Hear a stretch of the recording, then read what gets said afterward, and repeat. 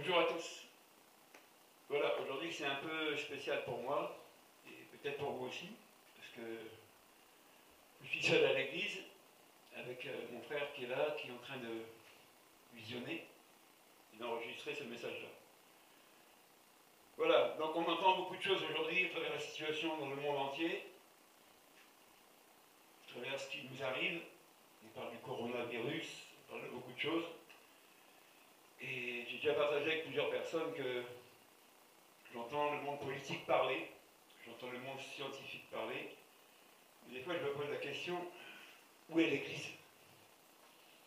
Où est l'Église? Donc je voudrais partager avec vous deux textes, peut-être aujourd'hui, qui doivent nous ramener à l'essentiel. Vous savez, le diable, depuis le commencement, ne fait que de mentir aux gens. On appelle le séducteur le malin. Et c'est un malin, il sait séduire les gens. Même la Bible en parle, que même les élus de Dieu seront séduits. Donc vous voyez qu'il n'y a rien de nouveau. Mais nous, on doit toujours analyser les choses à la lumière de la parole de Dieu. C'est seulement cette parole qui est vérité, et c'est seulement cette parole qui s'accomplira. Amen. Donc on va lire un texte ensemble qui vient de l'apôtre Paul, c'est dans l'Épître aux Corinthiens, au chapitre 1, à partir du verset 10. Et on va essayer de comprendre par rapport à cette situation à Corinthe qu'il y avait dans l'Église, par rapport à nous, qui sommes en 2020, et qui sommes l'Église de Jésus-Christ. Donc je lis la parole de Dieu. Je vous supplie, frères et sœurs, par le nom de notre Seigneur Jésus-Christ, de tenir tous le même langage. Qu'il n'y ait pas de division parmi vous, mais soyez parfaitement unis dans le même état d'esprit et dans la même pensée.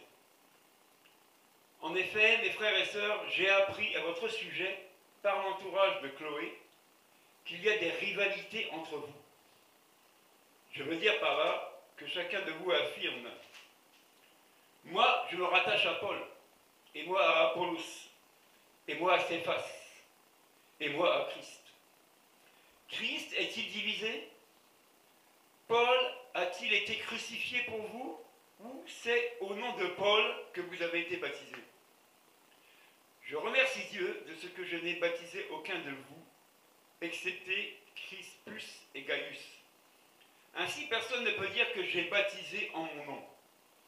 J'ai encore baptisé la famille de Stéphanas. Pour le reste, que je sache, je n'ai baptisé personne d'autre. De fait, ce n'est pas pour baptiser que Christ m'a envoyé. C'est pour annoncer l'évangile, ou dans d'autres versions, pour évangéliser. Et cela sans recourir à la sagesse du langage, afin que la croix de Christ ne soit pas vidée de sa force. En effet, le message de la croix est une folie pour ceux qui périssent. Mais pour nous qui sommes sauvés, il est la puissance de Dieu. Du reste, il est écrit « Je ferai disparaître la sagesse des sages et j'anéantirai l'intelligence des intelligents. » Où est le sage? Où est le spécialiste de la loi? Où est le discoureur de l'ère actuelle? Dieu n'a-t-il pas convaincu de folie la sagesse de ce monde? Puisqu'à travers cette sagesse, le monde n'a pas connu Dieu. En voyant sa sagesse, il a plu à Dieu de sauver les croyants à travers la folie de la prédication. Les Juifs demandent un signe miraculeux et les Grecs recherchent la sagesse. Or nous prêchons un Messie crucifié. Scandale pour les Juifs et folie pour les non-Juifs. Mais puissance de Dieu et sagesse de Dieu pour ceux qui sont appelés, qu'ils soient juifs ou non. En effet, la folie de Dieu est plus sage que les hommes et la faiblesse de Dieu est plus forte que les hommes. Amen. Voyons dans ce texte-là l'apôtre Paul. Et l'apôtre Paul s'adresse à l'église de Corinthe parce qu'il a eu un retour. On lui a fait part que là-bas, il y a comme des compétitions. Il y a comme des jalousies. Il y a des rivalités. Les uns se réclament d'Apollos, les autres de Paul, les autres de Céphas. Ce qui s'est passé là-bas, ça ne l'a pas changé aujourd'hui. Aujourd'hui, au lieu d'amener les gens vers Jésus, on amène les gens souvent vers les hommes. Et on court vers les hommes de Dieu. Dans cette église à Corinthe, Il y avait Apollos qui prêchait. Il y avait Céphas ou Pierre. Il y avait Paul. Mais ce n'étaient que des hommes que Dieu avait appelés à prêcher. Le plus important pour nous, ce n'est pas l'homme qui prêche, mais c'est la parole de Dieu qu'ils annoncent. C'est ça le plus important. Et c'est à ça qu'on doit s'attacher. Aujourd'hui, on s'attache plus aux hommes qu'à Dieu. Donc, dans cet aspect-là, dans ce contexte-là, Paul reprend l'église de Corinthe. Et il leur pose la question, est-ce que Christ est divisé? Non. Pourquoi aujourd'hui tant de divisions dans nos églises? Parce que chacun cherche un peu sa gloire. Amen. Chacun cherche un petit peu à se montrer plus que l'autre. Mais c'est à travers nous qu'on doit voir Christ. Ce n'est pas à nous de nous gonfler la poitrine, de nous frapper la poitrine pour dire que moi, je suis serviteur de Dieu. Moi, Dieu m'a appelé que. Non. À travers nous, les gens doivent découvrir qui est Jésus. Excusez-moi, on est comme des véhicules. On véhicule la parole de Dieu. Mais le plus important, ce n'est pas le véhicule, c'est le contenu du véhicule. C'est cette parole-là que Dieu nous a amené à prêcher. Donc Paul reprenait un peu les Corinthiens, il disait, oh oh, n'allez pas vous glorifier. C'est Jésus qui doit être glorifié. Et regardez ce que Paul insiste, et il insiste vraiment. Il insiste sur une chose. Et ça, on doit comprendre. Il insiste sur le message de la croix. Rendez-vous compte, il n'insiste pas sur les circonstances. Il n'insiste pas sur les hommes. Il n'insiste pas sur autre chose. Il insiste sur une chose que Dieu lui a recommandé d'annoncer. Le message de la croix qui est une folie. Aujourd'hui, mes frères et sœurs, est-ce qu'on a oublié le message de la croix? Non. Parce qu'on dit que ce message-là de la croix, pour nous, c'est une puissance. C'est la puissance de Dieu qui s'est manifestée à la croix. Aujourd'hui, à travers tout ce qu'on peut entendre autour de nous, dans notre société, dans le monde actuel, tous ces discours qu'on entend, tous ces médias, toutes ces informations qui sont relayées en boucle, est-ce que vous entendez le message de la croix? Le message de la croix, la Bible est claire, il dit que c'est une puissance, c'est la puissance de Dieu pour nous qui croyons. Nous avons reçu cette puissance-là à travers la croix. Nous sommes sauvés à travers la croix. Mais aujourd'hui, je m'adresse à l'Église de Christ. La puissance de Dieu, on la manifeste comment aujourd'hui? Paul, cet homme-là, dit que cette puissance qu'il a reçue, lui, il la manifeste à travers la prédication. Il prêche la parole de Dieu, il annonce Jésus-Christ. Et c'est le rôle de l'Église, c'est la mission de l'Église, d'annoncer Jésus-Christ crucifié. Ce n'est plus le message qu'on entend aujourd'hui. Malheureusement, maintenant, on veut s'aligner avec les hommes. On veut s'aligner avec le discours du monde. Pourquoi faire? Pour se montrer qu'on est quelqu'un. Regardez, à Corinthe, c'était un peu ce qui se passait. Les Apollos, les Céphas, tout cela, c'est vers eux qu'on courait parce qu'ils prêchaient bien, parce qu'ils se présentaient bien, parce qu'ils étaient peut-être beaux, parce que peut-être qu'ils étaient élégants, parce que peut-être ils parlaient très bien aux gens, et leur message leur faisait du bien. Mais Paul dit non, non, non, c'est pas ça l'essentiel. L'essentiel, c'est la croix. Maintenant, c'est le message de la croix. Paul souligne bien que c'est une folie pour le monde.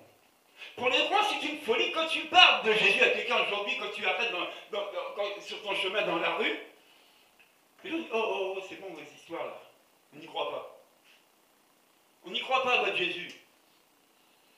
Alors aujourd'hui, mon frère, ma soeur, où est la solution? Ce qui arrive aujourd'hui, si vous lisez les textes de la Bible, ce n'est rien par rapport à ce qui va encore arriver. Alors si déjà aujourd'hui, on a peur au point de rester enfermé parce qu'on nous a dit de rester enfermé, et j'admets que c'est important de respecter les autorités. Mais est-ce que nous, qui avons reçu l'évangile, on va s'obstiner à faire comme je fais aujourd'hui, d'être filmé par une caméra pour vous parler? Ou est-ce que je vais demander à Dieu qui me révèle une stratégie? Comment je peux annoncer la croix aux non-croyants qui sont dehors? Comment je peux être ici pour prêcher cette parole-là aux gens de l'extérieur qui ne la connaissent pas? Afin qu'ils soient au bénéfice de la puissance de Dieu qui s'est manifestée à la croix. C'est ça la question que je pose à l'Église aujourd'hui. La question est là. Qu'est-ce qu'on fait des gens du dehors? croyants, pour beaucoup, ne viennent pas sur YouTube regarder les prédications. Ou très très peu. Par contre, si vous les croisez aujourd'hui dans les magasins, les gens, c'est la peur au ventre. Ils n'osent même pas s'approcher de vous, ils ont peur d'être contaminés. Mais moi, j'ai un médicament à leur donner. J'ai quelque chose où je voudrais qu'ils soient contaminés. C'est la parole de Dieu, c'est Jésus. Parce que Jésus, c'est le salut de leur âme. Aujourd'hui, on a crainte pour notre corps, mais la Bible dit qu'il faut craindre celui qui peut tuer l'âme et le corps. C'est celui-là dont on doit avoir crainte. Moi, aujourd'hui, je pose la question.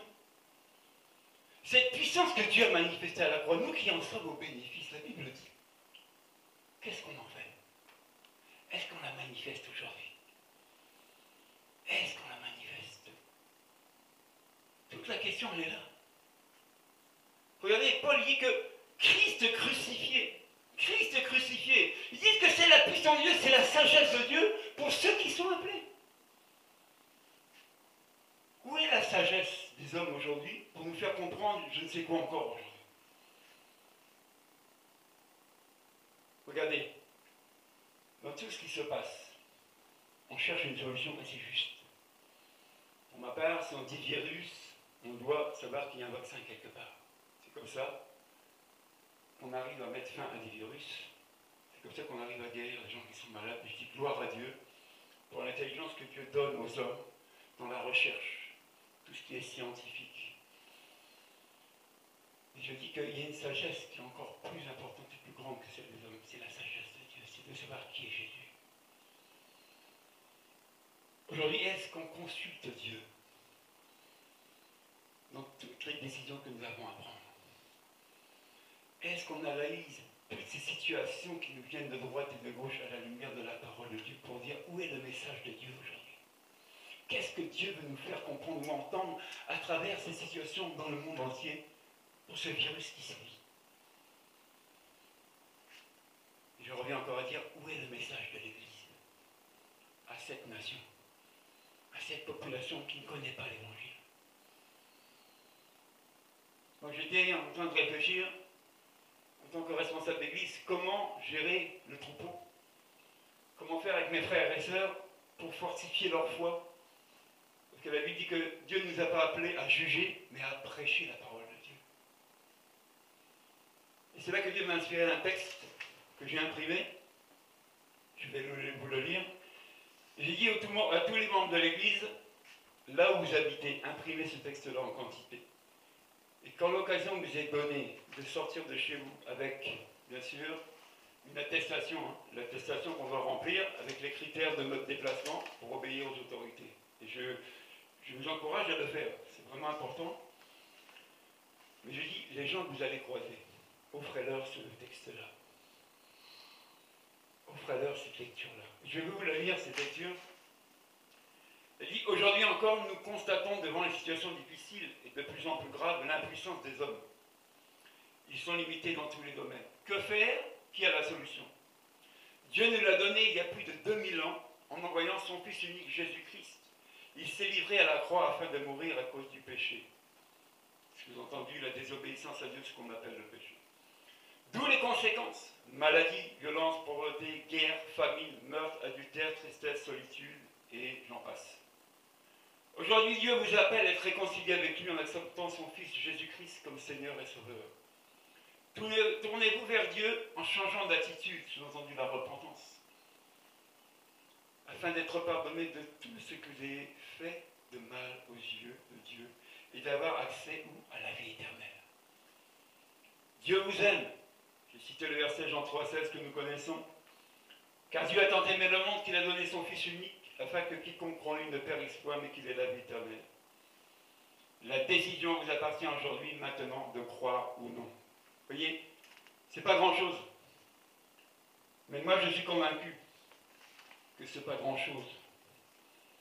Pour moi, c'est une puissance. C'est la puissance de Dieu que j'offre aux gens pour qu'ils soient sauvés.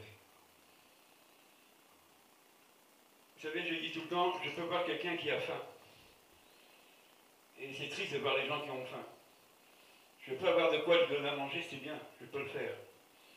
Mais je vais sauver son ventre, mais pas son âme. Par contre, si je lui offre déjà la parole de Dieu, et que cette parole-là, je pose des actes en lui donnant à manger. Je sauve quoi? Son âme, et je remplis son ventre. Je fais les deux. Aujourd'hui, on parle aux gens, on essaie de les rassurer d'une manière ou d'une autre, c'est bien. Mais il faut leur laisser un message. Ce message-là, c'est une espérance, c'est une vie éternelle que Dieu leur offre. Et bien souvent, Dieu utilise des situations difficiles comme aujourd'hui dans notre pays pour que sa parole soit annoncée. Et cette mission-là, c'est l'Église qui l'a reçue. Jésus a dit à ses disciples, allez dans le monde entier, annoncez quoi? Cette bonne nouvelle. Qu'est-ce qu'il est dit dans les Actes des Apôtres à ses disciples? Vous serez mes témoins à Jérusalem, dans toute la Judée, dans la Samarie, et jusqu'aux extrémités de la terre. C'est-à-dire que je suis témoin chez moi de Jésus-Christ que j'ai accepté, mais je dois le témoigner autour de chez moi, c'est-à-dire dans mon voisinage, au-delà de mon voisinage, et si je peux aux extrémités de la terre. C'est ma responsabilité d'annoncer Christ crucifié. C'est ma responsabilité d'annoncer la parole de Dieu. J'en suis responsable. Je connais l'enjeu. Donc je reviens à nous, l'Église de Jésus, Christ. Qu'est-ce qu'on fait aujourd'hui? Est-ce qu'on va continuer de s'exhorter les uns les autres, et c'est biblique, prier les uns pour les autres?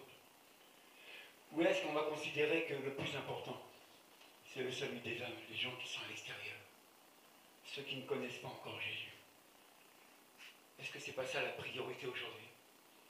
Quand bien même le virus les atteindra, en acceptant Jésus, ils auront la vie éternelle. C'est la promesse que Dieu a faite. Quiconque croit en lui ne périra pas, mais il aura la vie éternelle. Amen. Je vais prendre juste un deuxième texte pour vous démontrer que quand on parle de Jésus, on parle de l'amour. Jésus, c'est l'amour de Dieu qui s'est manifesté. Mais quand Jésus voyait des situations délicates et difficiles, il ne restait pas insensible. Aujourd'hui, nous voyons la tristesse de beaucoup, nous voyons la crainte de beaucoup. Mais est-ce qu'on est insensible à ça ou est-ce qu'on va réagir? C'est la question qu'on doit se poser. Et ce texte-là se trouve dans l'évangile de Luc, au chapitre 7 à partir du verset 11. Et vous allez voir cette situation qui est vraiment très très difficile pour une personne. Donc je vais lire la parole de Dieu et on va essayer de partager ça ensemble. Donc Luc 7, verset 11. Le jour suivant, Jésus alla dans une ville appelée Naïn. Ses disciples, en assez grand nombre, et une grande foule faisaient route avec lui. Lorsqu'il fut près de la porte de la ville, voici qu'on portait en terre un mort, fils unique de sa mère qui était veuve.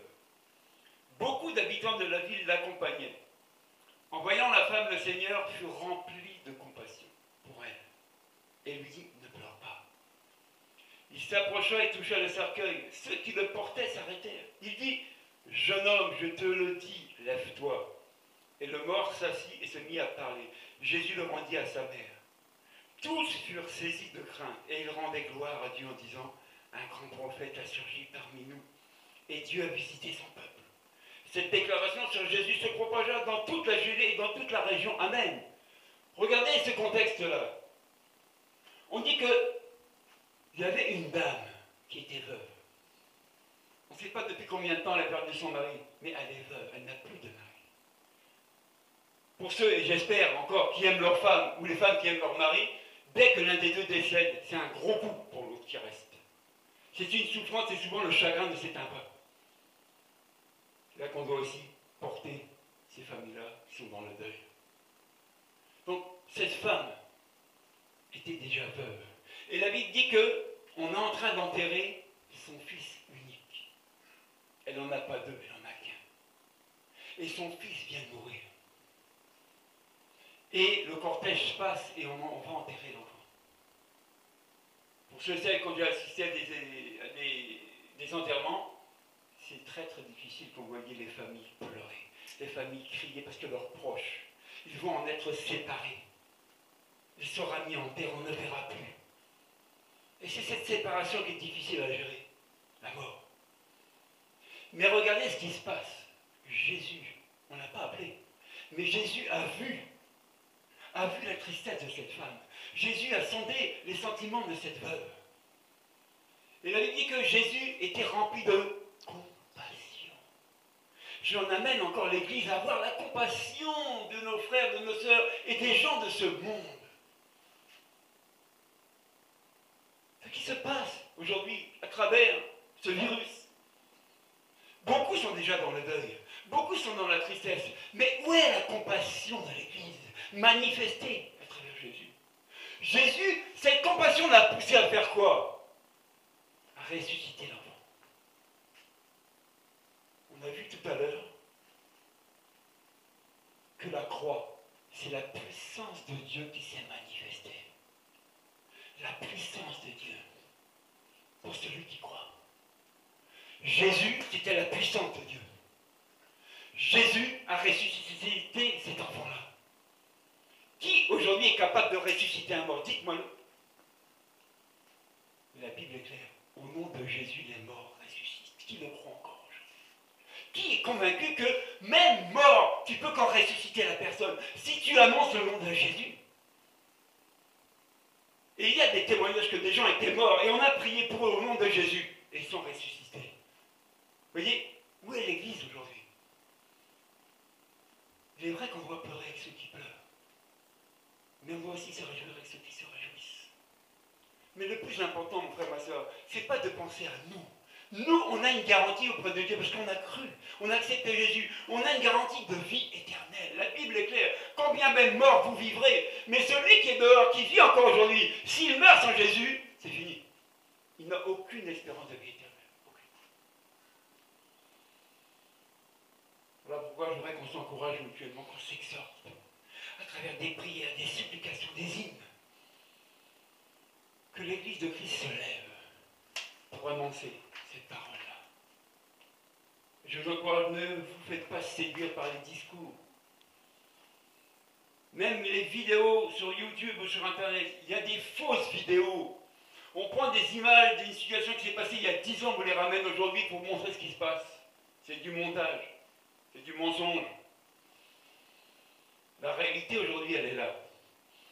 Il y a un virus qui contamine les gens et qui les fait mourir. Mais nous, on a un virus, un antivirus, qui s'appelle Jésus, qui est la parole de Dieu pour amener la vie éternelle aux gens. Donc j'aimerais qu'on prenne conscience de la mission que Dieu nous a donnée à nous tous qui croyons.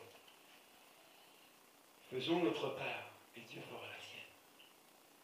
Annonçons cette parole comme Dieu nous donnera de l'annoncer. Dieu avait dit à Gédéon, Gédéon, va avec la force que tu as. J'encourage chaque personne selon la mesure de foi qu'il a reçue de la part de Dieu, de l'utiliser pour annoncer l'évangile à ses proches, à son voisinage. Encouragez-vous les uns les autres à travers les supports qu'on peut utiliser aujourd'hui, Internet et toute autre chose, pour fortifier la foi de l'Église. N'oubliez pas ce que Jésus a dit. Quand je reviendrai, est-ce que je vais trouver la foi sur la terre? La Bible dit que l'apostasie va gagner. C'est entendu l'abandon de la foi. Mais ça s'adresse à l'Église, mes frères, mes sœurs. Alors ne tremblons plus. Soyons encouragés par la parole de Dieu ce matin, d'annoncer cette bonne nouvelle partout. Que Dieu